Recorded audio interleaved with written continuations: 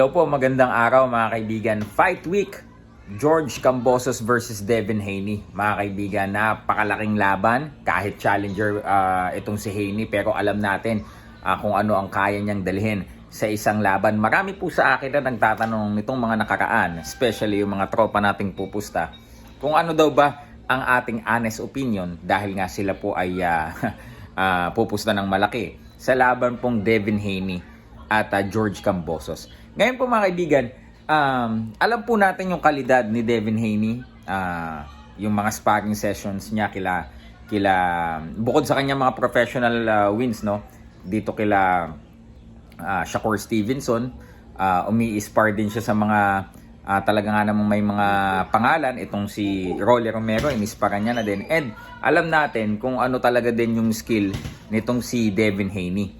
He might not be a knockout puncher, pero alam po natin itong si Devin Haney ay napaka-skillful din na fighter. At yes, we are admitting the fact that papahirapan niya itong si George Kambosos. In the other hand naman, alam natin na rugged ang style nitong si George Kambosos. Just like, you know, parang upgraded na itong si George Kambosos, updated na version ni nung tumalo kay Senator Manny Pacquiao na Australiano, ni si Jeff Horn, mga kaibigan. And the fact that sa Australia gaganapin yung laban, mga kaibigan, alam nyo naman kung gaano din ka-passionate ang mga Australians at kung ano ang maitutulong nito to give George Kambosos much more energy para talaga nga namang mas pag-igihan pa yung laban. Kung dumayo nga siya sa US, talagang pinarusahan niya din itong si Teofimo Lopez. Yung inaakala nating walk in the park fight ni Teofimo Lopez, talagang nabaliktad. Na-knockoutin niya daw sa round 1 si George Kambosos. Siya po ang bumagsak nung round number 1. And the way that Senator Manny Pacquiao is respecting George Kambosos, it means a lot for him. And Kambosos being a sparring partner of Senator Manny Pacquiao, hindi po basta-basta umuulit o kumukuha ng yun pa rin na sparring partner si Senator Manny unless tumatak siya sa'yo. Hirap ako dyan, or nahihirapan ako, nag-challenge ako sa sparring, kunin uli yan. Yan, si George Kambosos, mga kaibigan. And, so dito na tayo. Sino ang lamang? Sino ang limado? Sino ang dihado? Sa tingin ko, yes, mahihirapan si Kambosos kay Devin Haney. Tingin ko, matatapos yung laban. Alright? Pero dahil sa Australia gaganapin ang laban, yun pa lamang advantage na ni George Kambosos. Plus, yung crowd na napaka-energetic din, plus pa rin yun kay George Kambosos. And ito po ay talagang parang first time sa Australian boxing history na isang unified, undisputed fighter itong si George Kambosos. Napaka-importante kasi itong WBC belt na kay Devin Haney na tinatawag ng marami na email champion, kapag yan ay nakumpleto niya in his hometown, mga kaibigan, talaga makukumpleto niya itong task niya na gumawa ng kasaysayan dito po sa bansa nila, sa Australia. Diba? So being a sparring partner, naging mandatory challenger, and then winning the fight against itong kay Teofimo Lopez, ngayon he will defend his belt dito sa Australia, mga kaibigan. Napakalaking bagay nun. At isang factor pa po dito kay George Kambosos, napakagutom na fighter po nito. Napakatapang. Hindi po yan yung klase ng fighter na may intimidate pag nasaktan.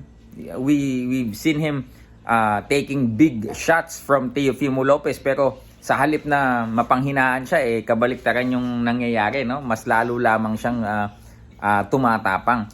And knowing Devin Haney, although he is skillful, but wala po siyang knockout power, no? But again, malakas naman si Devin Haney, but siguro hindi niya pa nakukuha yung tamang timing para mapabagsak. Thank you. Para mapabagsak yung kanyang mga kalaban. Thank you.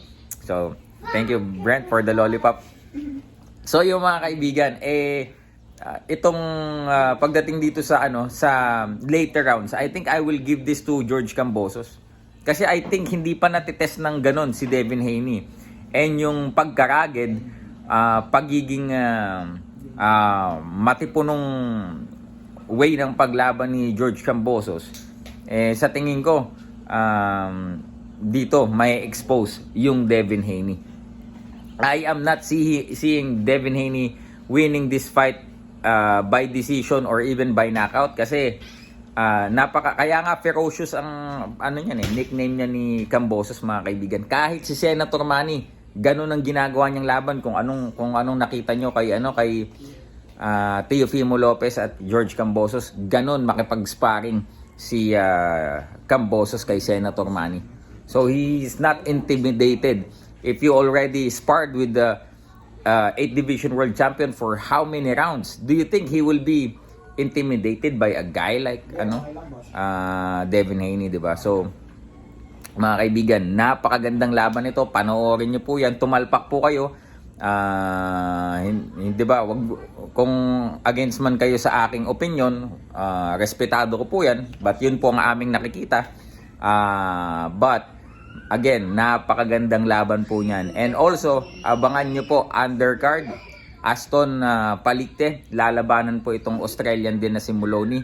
Magandang laban din po yan. I know, nung mga nakaraan, natalo po itong si Aston Palicte sa mga importanteng laban. But this time, he is under the supervision of the great coach Nonoy Neri. So, abangan po natin ang mga magagandang resulta ng kanyang training. Sinisilip po natin yung mga videos ng training ni Aston Palicte. Napakaganda din po, mga kaibigan. And knowing Coach Nonoy, he is a very technical type of coach. At alam po niya kung ano ang mga tamang instructions na ibibigay sa mga fighters. Very scientific. So asahan po natin ang ibang Aston Palicte, mga kaibigan, sa darating pong laban. And of course, syempre, kasabay din po, next week yata, no? January 7, ito pong laban ng Naoya Inoue versus Nonito Donaire. Napakagandang laban din po niyan. Tayo pong lahat ay sumuporta po sa laban na yan. At yan po ay nagpapakita na mga Asyano po ay talaga nga namang nangunguna sa mga mabababang weight divisions. Of course, July 1st, mga kaibigan, suportahan din po natin at abangan po natin si Rene Mark Cuarto. Idedepensa po ang kanyang IBF World Minimum Weight title sa pangalawang pagkakataon, mga kaibigan, dito po sa Mexicanong si Daniel Valladares. Gaganapin po yan sa Monterrey, Mexico. So yun lamang po, mga kaibigan. We will check if we can interview itong si Rene Mark Cuarto para lubusan nyo din po siya makilala. So for the meantime, yan po muna. This has been Silver Voice TV. Peace.